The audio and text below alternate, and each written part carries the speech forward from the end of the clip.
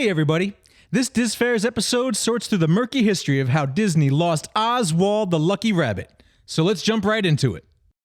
Finally out in California, after moving from Kansas City, Missouri, Walt Disney and UB Iwerks were continuing work on a series called Alice's Wonderland.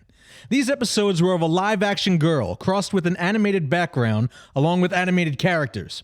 It was a revolutionary process in its day and used well into the future by Disney. How nice. However, popular as it was, Walt knew the series was not destined to last forever. The limitations of the technology at the time would yield only so many gags and interesting scenarios.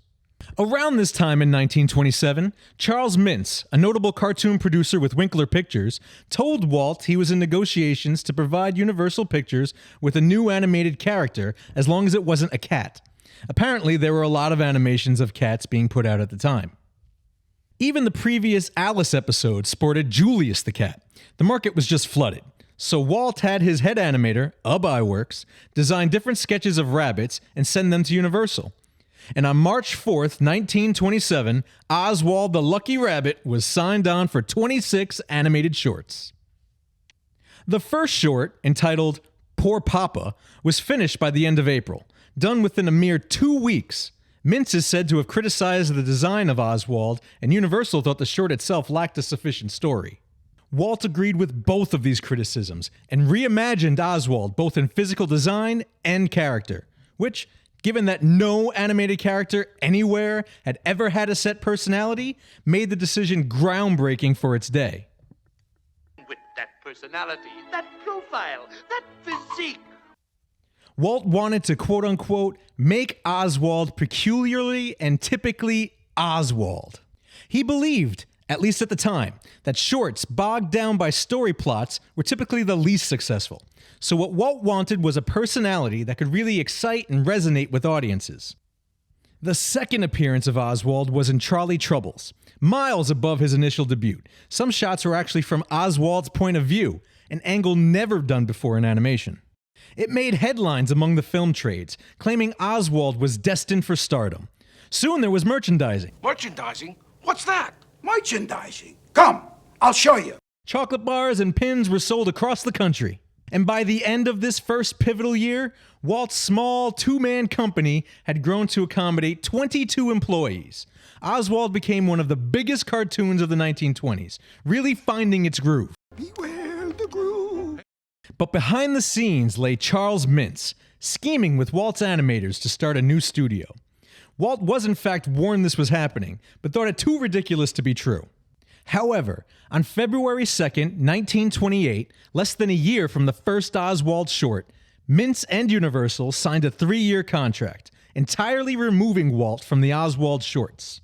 Still, Walt did not believe what he was hearing was true. He went to New York to not only negotiate his contract with Charles Mintz, but to also negotiate for a bigger budget. He even brought his wife Lillian with him, considering the trip a second honeymoon. So he gets to New York, strides into Mintz's office expecting to hear a counteroffer, and he did.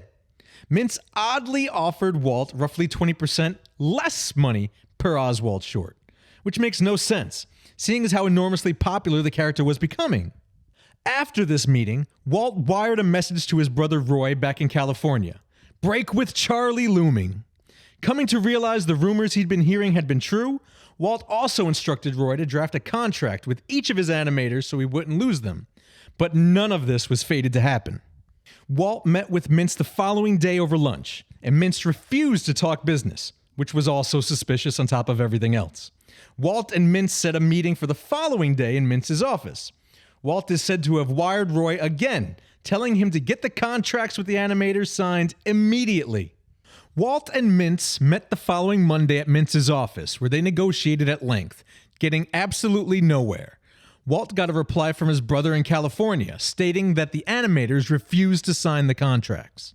Now perfectly aware that he was wrestling with mutiny and underhanded deals behind the scenes, Walt met with a Universal executive by the name of Manny Goldstein, who then told Walt he could work on the Oswald pictures after another year, seeing as how Universal just signed a brand new contract with Mintz.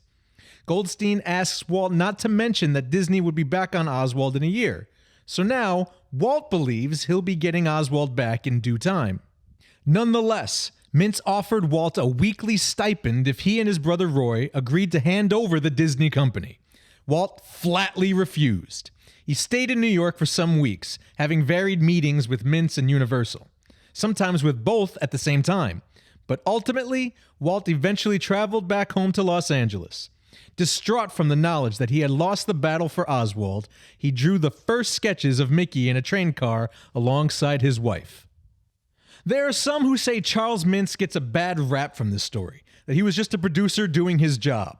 But really, the guy secretly stole an animation staff from a small company, took the character for himself and Winkler Pictures, whom, by the way, he also married into the Winkler family, so their success was his success, and strategically axed out Disney and the original creators, essentially claiming as much profit as he could for himself.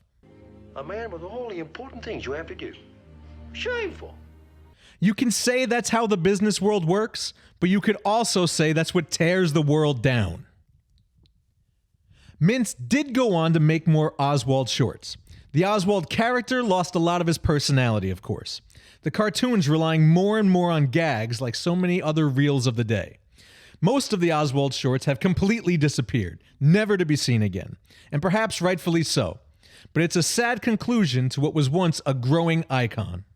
The Disney Corporation did regain Oswald the Lucky Rabbit from Universal in 2006. After decades, Oswald was once again in the public eye, and remained so, in a more or less minor fashion. The only Oswald appearance in a Disney film I could find was an Oswald stamp in Zootopia on an abandoned subway car. Overall, it may seem like a tragic story, but the lessons Walt learned during this crisis set the amazingly high standards for the character of Mickey Mouse. There would in fact likely never have been a Mickey Mouse if not for Disney losing Oswald. Even Walt had to admit that in spite of everything Charles Mintz put him and his company through, he learned to set high standards from the double-dealing producer. And Oswald, though hugely popular, is unlikely to have grown into as large a phenomena as the legendary Mickey Mouse. Disfarers out!